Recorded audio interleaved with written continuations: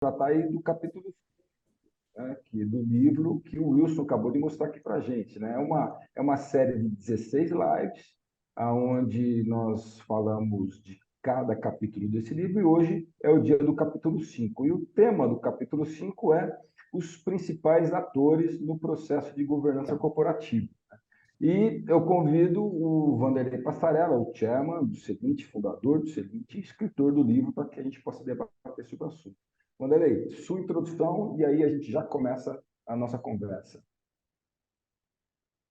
Bom, boa tarde a todos. Prazer estar aqui com vocês novamente. Acredito que a maioria já me conhece, então não vou fazer minhas apresentações, o Yuri já até já falou. E acho que a gente pode ter um debate rico aí na medida que a gente puder contar aí com as perguntas de vocês no chat. E a gente vai tentando encaixar durante o nosso bate-papo aqui, Yuri e eu. Então, bem-vindos e uma ótima oportunidade de estar com vocês novamente. Perfeito, Vanderlei. A gente sempre vai priorizar as perguntas do chat, a gente incentiva, inclusive, que vocês façam os debates no chat, né? Lembrando que a nossa live é gravada e a gente disponibiliza para consulta já na parte da manhã, né? Amanhã de manhã, para que vocês possam rever e quem não pôde assistir, a conhecer sobre o assunto, né? Tanto o meu LinkedIn quanto o do Vanderlei está disponível na sala de bate-papo para consulta de vocês, né? Então, já começa aqui com a primeira pergunta, Vanderlei, sobre esse capítulo 5, né? Os principais autores, né? Então, quem são eles, né? Os principais autores da governança numa empresa de capital fechado, né? E como que esses atores eles se relacionam, né? No ambiente de governo. Bacana. O nosso foco no Celint tem sido, né, muito olhar as empresas de capital fechado, já que as empresas de capital aberto têm uma legislação específica, então tem já uma tradição obviamente, tem as agências reguladoras que trazem cada vez mais pontos, né, de observação para as empresas abertas, né? Numa empresa de capital fechado, a gente segue muito a ideia, né, de Tajiri Davis, que existem três grandes blocos, né, de atores no processo. Um é o que a gente chama a propriedade, quem são os sócios, quem são os sócios cotistas da organização, e obviamente eles têm um papel importante, mais importante no sentido de definir determinadas condições da companhia, quer dizer, para onde a companhia vai. A ideia de governança, inclusive, é um sistema de processos, instituições, estruturas que vão garantir o governo estratégico para os sócios, né? Então, de alguma forma, esses sócios vão estar ali no comando, falando para onde a organização deve ir. Então, esse é o principal bloco, né, o bloco dos sócios. Outro bloco é a família, e porque você pode ter muitas pessoas da família dos principais fundadores ou dos sócios, mas que nem todos vão estar participando da sociedade ou da empresa, mas têm um poder de influência. Então, nas empresas que já estão até com pessoas no comando, pessoas da família no comando, na terceira, quarta geração, isso começa a ter uma característica complicada, porque quem dos herdeiros pode ir na empresa? Quais são os critérios? Qualquer um pode estudar e entrar? Como é que vai ser em relação ao tipo de passagem de bastão, de sucessão? Então, começa a emergir uma série de questões quando a organização vai ficando cada vez mais complexa e aumentando o número de pessoas da família. Por isso que a família é um outro ponto de atenção, é um outro ator que é preciso cuidado, é preciso trazê-lo para dentro do processo empresarial de uma forma estruturada. E o terceiro grande bloco é o que a gente chama de empresa. Na empresa, a gente subdivide também em três tipos de atores. São os governantes, os executivos e os públicos em geral. Esses também participam do processo de governança. Os governantes, é muito claro, né? Os governantes são os que estão ali na camada intermediária, realizando a visão dos sócios para onde a empresa tem que ir e fazendo a interface com os executivos. Então, os executivos estão lá nessa classe, o CEO e a diretoria, né, que são os principais. Na classe de governantes, então, a gente tem os conselheiros, o secretário do conselho, o chairman ou o presidente do conselho, essa classe dos governantes. E nos públicos a gente tem praticamente os principais públicos, que são clientes, fornecedores, a comunidade, funcionários, e que de alguma forma também são ouvidos, têm a sua voz, né, permanente no processo da empresa, principalmente agora com a ideia de um stakeholders capitalism, que você vai procurar entender que a governança faça a presença dessa voz constante por meio dos executivos. São os executivos que vão conseguir captar a voz dos públicos, mas a governança tenta garantir que isso esteja acontecendo, né? Dado que eles são super importantes para se engajarem no processo empresarial, dado, por exemplo, um cliente, que a gente precisa ouvir a voz do cliente no sentido do que ele gosta, do que ele valoriza, o Net Promoter Score, enfim, e é tudo isso que traz também, dentro da ideia de empresa, esses três públicos, que são os governantes, os executivos e o público. Então, são essas três grandes classes, né, família, empresa e propriedade, que se classifica, que a gente entra no aspecto de tentar estruturas que vão garantir que elas convivam bem, que elas tenham uma complementaridade e possam se relacionar de tal maneira que o desenvolvimento sustentável da organização possa ser realizado, e com isso a sua perenização adaptativa, que é um termo que a gente usa no Celent, né? Foi o que eu criei aqui no livro Conselheiro de Empresas, para designar esse processo que a empresa passa por um governo estratégico, então ela vai se adaptando às mudanças do meio ambiente, mas buscando a sua perenização. Então, são esses os principais atores, né? E a complexidade de uma organização vai aumentando na medida em que a família é grande, o número de sócios é maior, e na medida em que também os governantes, né, ou esse público ligado aí a essa parte mais externa da organização também aumenta de tamanho e complexidade. Então, basicamente, são esses os principais atores, Yuri, que a gente esboça lá, que a gente elenca, né, no capítulo 5 do livro.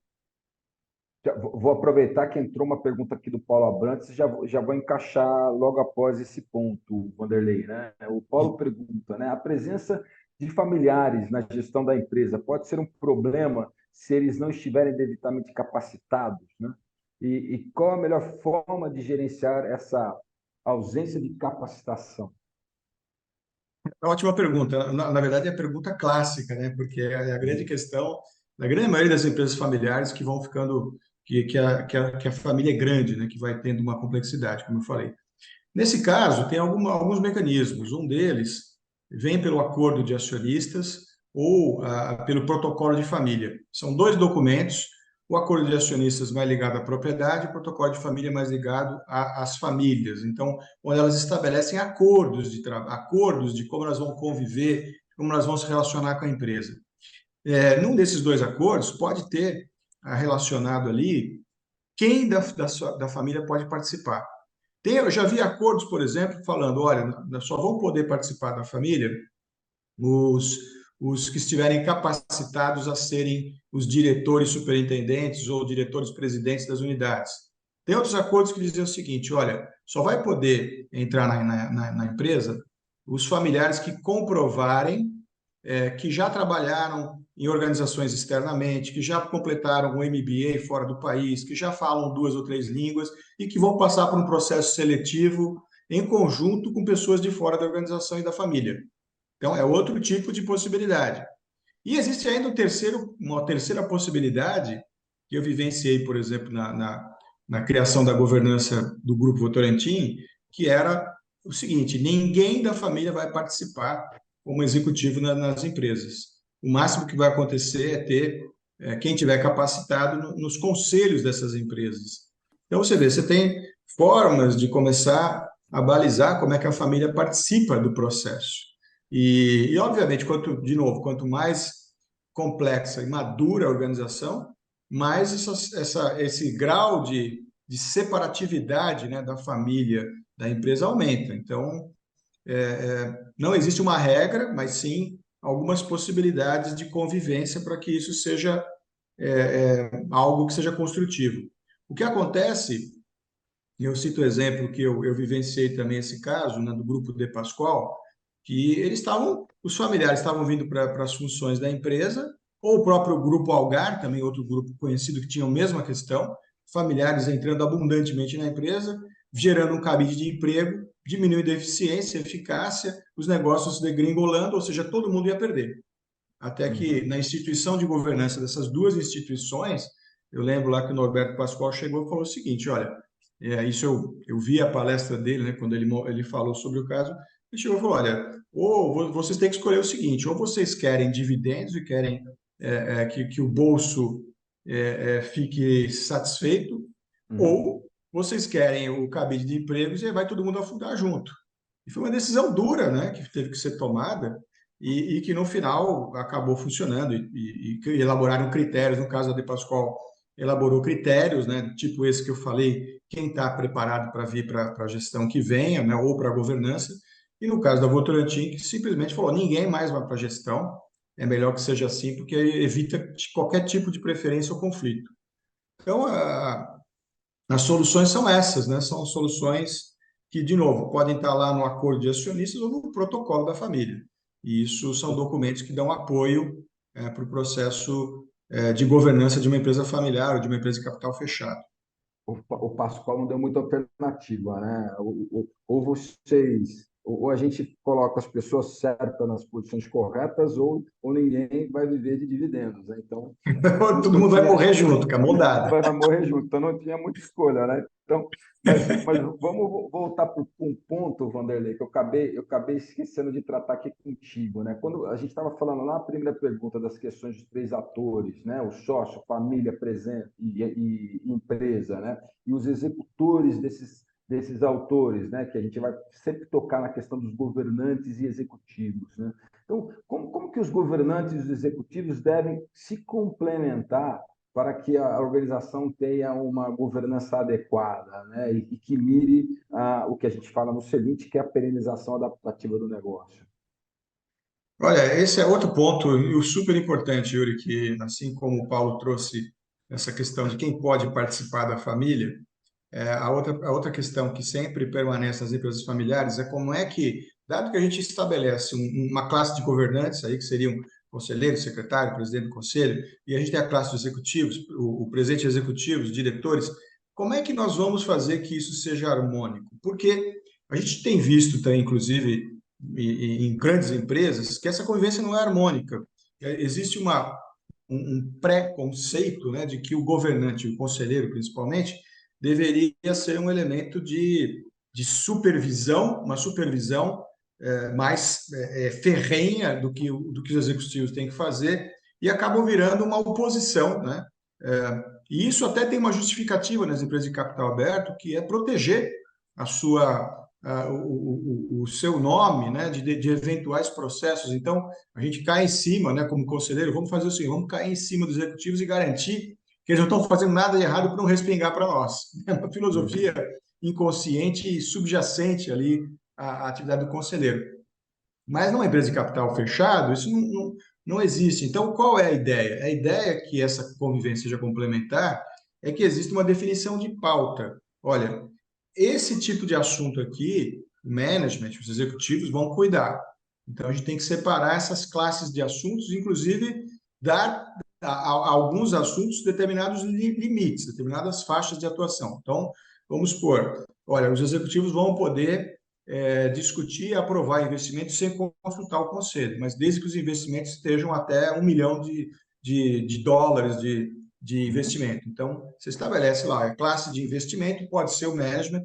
Agora, quando for um investimento, determinadas classes de investimento, por exemplo, que forem investimentos em compra de empresas, em fusões e aquisições, investimento em um greenfield, numa nova fábrica, tudo isso não pode ser o management, tem que ser o conselho. Então, esses investimentos até 1 milhão, por exemplo, são investimentos simplesmente investimentos correntes, de manutenção, enfim, classes de investimentos e que têm uma limitação. Quando a gente consegue fazer isso estruturado e olhar direito essa pauta de assuntos, né, as classes de decisões, então um começa a complementar o outro.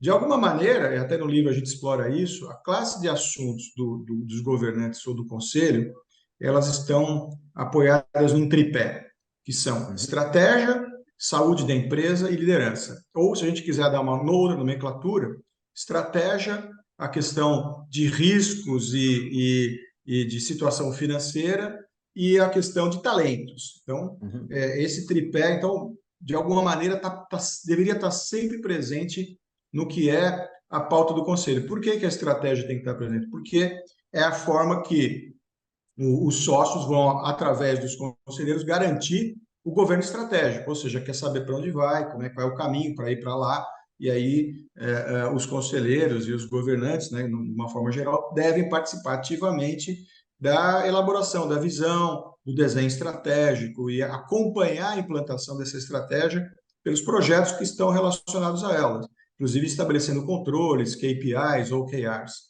Então, ali está uma classe importante. E isso é feito de forma complementar, porque os executivos vão implantar a estratégia. Eles têm a pauta, na pauta deles está a execução dos projetos estratégicos, a implantação desses planos, a informação de como está o andamento de tudo isso, o estabelecimento desses controles, levar os controles para o conselho. Então, essa complementação, no caso da estratégia, para mim é muito clara, embora ainda seja motivo de muita confusão. Peraí, quem faz a estratégia? É o conselho ou são os executivos? Como é que funciona isso? Então, esse tipo de clarificação de quais são as partes que cada um entra faz com que eles se complementem, porque cada um vai olhar mais para um determinado aspecto do processo. A mesma coisa talentos. Quando a gente fala liderança, eu falo esse outro bloco ligado à liderança. Liderança, no fundo, os nossos executivos estão liderando bem o processo? Eles passam por uma avaliação de desempenho, tem uma remuneração estratégica atrelada, como é que deve ser essa remuneração? O nosso CEO, ele é um bom líder, como é que ele está sendo? Enfim, tudo isso é matéria da supervisão do conselho, né, dos governantes. E, além disso, de olhar esses aspectos que eu citei, normalmente um bom conselho vai olhar também o pool de talentos, vai olhar quem são os talentos da organização, quem que vai suceder quem.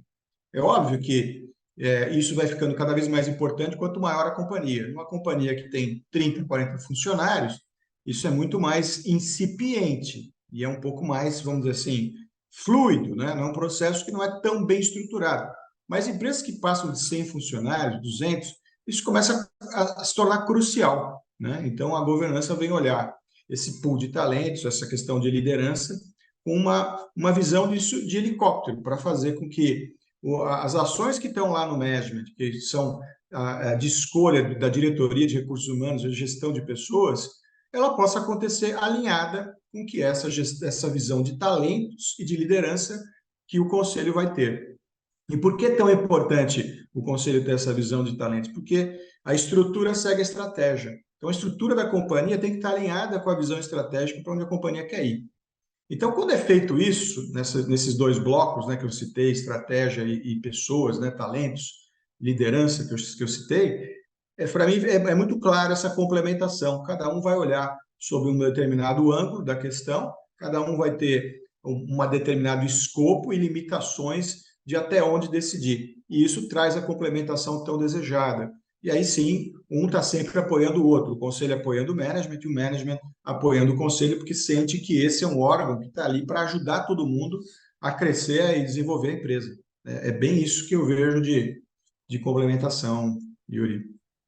Perfeito. Nessa questão você tangenciou dois pontos que eu queria tratar, mas eu vou trazer uma pergunta do Edgar Monteiro antes da gente voltar para o tema, né? O que você tangenciou é a questão de política de alçadas e os ritos do conselho. Eu acho que é bacana a gente falar dos ritos do conselho nesse encontro. Mas o Edgar ele traz um ponto que a gente sempre debate internamente, né? Ele traz um cenário aqui normalmente um empreendedor, um fundador de empresa, ele tem dificuldade de enxergar a evolução da organização sem a presença dele, né, no dia a dia, né?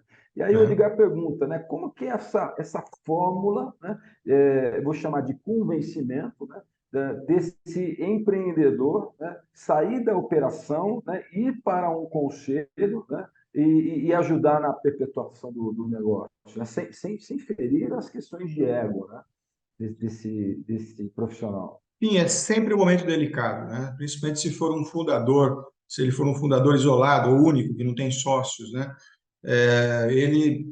A vida dele acaba ficando confusa, né? Com a própria vida da empresa. Então, uma coisa está ali junto com a outra.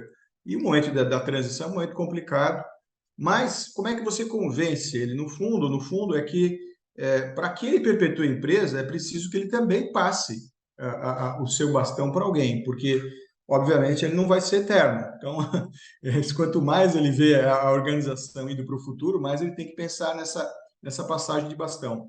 O que causa um certo conforto é compreender como outras empresas fizeram.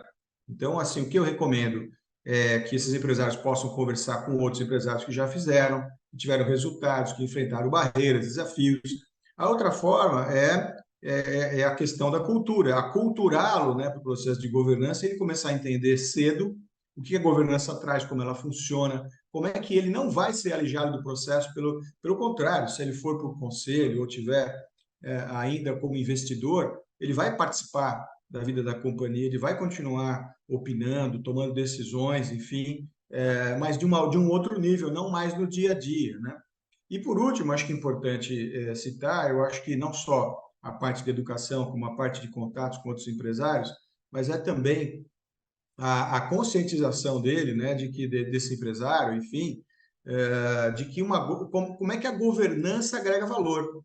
Porque, no fundo, a governança ela está alinhada com o princípio de criar valor, ela está alinhada com o princípio de perenizar a companhia. E é óbvio que quanto mais ele montar uma governança com os seus aspectos, um arcabouço da governança bem montado, que eu digo, o arcabouço significa os documentos, as classes, identificar quais são as estruturas, como é que elas vão se interrelacionar. Quanto mais ele participar desse processo, sentir firmeza, estar bem assessorado para fazer isso, maior vai ser a tranquilidade também que ele vai passar o bastão da direção para uma outra pessoa, para um sucessor, e que, portanto, no final, a grande conclusão disso é que a sucessão não é uma escolha extemporânea, é um processo. A sucessão é um processo de passagem de bastão que muitas vezes pode levar 5, 6, 10 anos, que é o momento que ele começa a se informar do que é governança, conversar com outros empresários, realizar cursos, se aprofundar no que é governança, aí chamar uma assessoria que vai montar uma governança para esse empresário, fazer com que os pilares sejam bem executados, até o momento que ele começa a ver o pool de talentos, né? E é óbvio que na governança ele vai ver, e aí, com calma, ele vai vendo quem são essas pessoas que estão capacitadas, até que chega o momento que ele está tranquilo e passa esse bastão de uma forma muito estruturada, né? Muito planejada. Então, sucessão é um processo. Quando a gente consegue passar isso para o empresário, ele obviamente se sente bem, né? Porque ele fala, bom, eu vou perenizar minha companhia, tenho tempo para fazer isso. Agora, se ele deixar para fazer na hora que ele está doente, na hora que ele já está já não dominando as suas próprias forças, aí tudo é traumático, né? Então, por isso que governança é um processo. E quanto antes se começa numa empresa, quiçá uma startup ou uma scale-up já tem uma governança incipiente, aí ela vai, obviamente, estar preparada lá na frente para poder fazer essa sucessão de uma forma tranquila. Wanderlei, a gente tem três perguntas boas aqui, e nós temos 7 minutos. Então, vamos fazer uma mágica aqui e caber em 7 minutos. Mas o Renato Godinho ele traz um ponto bastante bacana. Vou dar liberdade para você usar vários cenários para essa resposta, mas até que ponto um conselheiro independente tem o poder de questionar o fundador da empresa? Ele tem, não, ele não tem, não é que ele tenha a possibilidade, ele tem o dever de questionar o fundador, né? O conselheiro independente está aí para isso. Então a gente fala que, Godinho, né, Renato? A O gente Renato fala que o Godinho. conselheiro ele tem o chamado dever de diligência, ele tem que ser dirigente, ele não pode estar lá porque ele está recebendo salário e ele quer agradar quem o contratou, que são os acionistas. Ele tem que estar lá. Isso até eu menciono no meu livro, né, que o ideal seria, ao entrar como conselheiro, você já fazer um acordo com os eu vou chutar tua canela, né? Vamos deixar aqui claro que eu não estou aqui para puxar teu saco, não estou aqui para falar as coisas que agradam. Eu vim aqui para questionar, né? E obviamente esse questionamento tem que ser um questionamento produtivo, construtivo, nada mal educado, mas ele não vai estar se alinhando com tudo que os fundadores ou os acionistas pensam. Ele está lá para realmente questionar. E esse é o dever de diligência dele. E quanto mais independente, isento, quanto mais consciente do seu papel o conselheiro, mais ele vai executar isso de uma forma boa, de uma forma construtiva. Bacana. O Alfredo ele traz um ponto aqui, mas vou fazer uma alteração na pergunta dele, né? Que na composição de um conselho sem a participação do dono, né? Quem assume a posição do conselheiro, aliás, do presidente do conselho? Na realidade, o que ele traz aqui é sem a participação do principal executivo, mas a minha interpretação aqui é o CEO, né? Sem a participação do CEO. Mas vamos lá, dois cenários aí para você desenvolver a tua resposta, Vanderlei. Muito bem. Assim, eu sou o presidente do conselho de uma empresa que tem dois grupos familiares. Nenhum deles, eles abdicaram da posição de presidir o conselho para um profissional externo, independente. Então, isso é um arranjo que funciona bem. Nesse caso, um dos membros da família é o diretor-presidente. Então, a gente faz uma dupla ali com um membro da família e com alguém externo independente. Agora, as formatações são N, existem N possibilidades. A que é mais comum é o fundador ou os sócios migrarem para o conselho e um deles assumir como presidente do conselho e contratar um diretor-presidente de mercado, né, que não é da família ou que não vem da sociedade. Essa é a formatação mais tradicional. Mas isso não é obrigatório. Né? O que eu não gosto quando a gente monta a governança é que, logo de cara, um conselheiro assuma logo a função de presidente do conselho. Por quê? Porque a gente espera que o empresário possa amadurecer, principalmente se ele for o CEO da companhia, nesse caso, né, que ele é o CEO, que ele possa amadurecer e, ao mesmo tempo, fazer seu sucessor na gestão, como CEO, e ele poder migrar para presidente do conselho. Então, essa é uma coisa que a gente tenta orientar as empresas que a gente monta a governança, no caso que é um fundador que também é CEO da companhia. Tá? Não sei se eu respondi, mas eu tentei levantar casos aí que bem rapidamente. Né? Bacana. E aí o Wilson ele traz aqui, eu vou chamar o Wilson da fórmula do fracasso, né? E o Vanderlei vai entender por quê, né? É, como que um conselheiro se atua ou se comporta perante um sócio majoritário que tenta ou normalmente toma as decisões de forma unilateral, né? É o sucesso, é a fórmula para o fracasso do conselho, Vanderlei? Essa é uma situação que ela é chata, mas ela existe na prática, né? E muitas vezes você tem lá um conselheiro que ele está no meio de uma empresa, até porque eu tenho observado muitas vezes um desejo do fundador ou desse sócio majoritário de ter um conselho, até porque é bacana, está na moda, todo mundo está falando do ESG, né? Mas inconscientemente ele quer boicotar e não quer abrir mão das suas convicções. Então, ele acaba, de alguma maneira, tomando suas decisões ali de forma unilateral. A única forma, nesse caso, que a gente, inclusive, no livro recomenda, é que esses conselheiros que estejam presentes nessa situação sejam conselheiros mentores, que tenham a capacidade de identificar a necessidade de cuidar do criador e da criatura. Quer dizer, ele está lá como conselheiro para cuidar da empresa, a criatura. Mas ele também tem que olhar para o criador. Ele também está precisando de cuidado para que ele possa evoluir dessa situação de centralização, de tomada de decisão unilateral, para uma forma colegiada de tomar decisão. Isso às vezes requer tempo, requer paciência, muita conversa, muito almoço, muito jantar, muito café da tarde, para que isso se reverta. Tá? Essa é a minha dica. Desafiador, né? Como foi colocado aqui pela Meire. Bacana. Vanderlei, um minutinho, né? No caso de Nossa, passou muito governantes, rápido, eu não consegui falar passou, quase nada. passou super rápido, mas vou te colocar um desafio aqui, em um É, minutinho, né? tá bom. No caso dos governantes, os conselheiros, secretário de chairman, quais são os papéis exercidos? Bom, o papel de conselheiro alguém que está lá no colegiado tomando decisão em conjunta. O chairman tem o papel de coordenar esse debate. Ele cuida da governança da empresa, então ele tem que olhar como é que estão os processos de governança e propor melhorias da governança, e ao mesmo tempo ele tem que olhar se os debates, se a participação dos conselhos é efetiva. Já o secretário, ele complementa o chairman olhando a ata, a pauta, o tempo da reunião, ele tem que estar gerenciando o tempo, fazendo com que as coisas aconteçam dentro do estipulado, e em dupla com o chairman, quando as decisões estão arrastadas, o processo de discussão está grande, eles têm que encontrar mecanismos de fazer com que aquilo volte para a pauta. Olha, vamos adiar para uma outra reunião, vamos marcar uma reunião extra, vamos decidir por WhatsApp ou por e-mail. Eles têm que estar em conjunto trabalhando para que a reunião seja o melhor possível, mais produtiva possível. Então, esses são os papéis, em suma, de cada um deles. E a pergunta aqui, o Governance Officer é um outro nome para o secretário do conselho, mas que em algumas organizações assume um papel misto, né?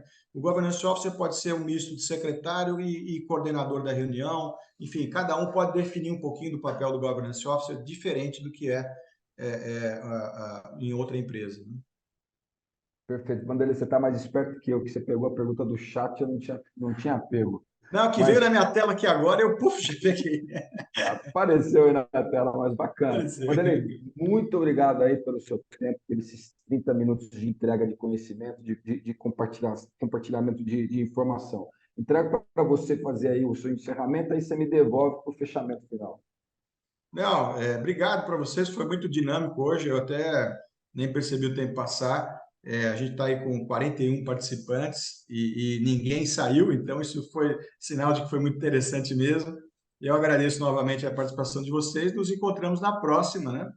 E fica aí o convite para participarem das lives, do nosso fórum de empresários, de conselheiros, que vai ser agora no final de outubro, vai ser um momento muito legal do ano.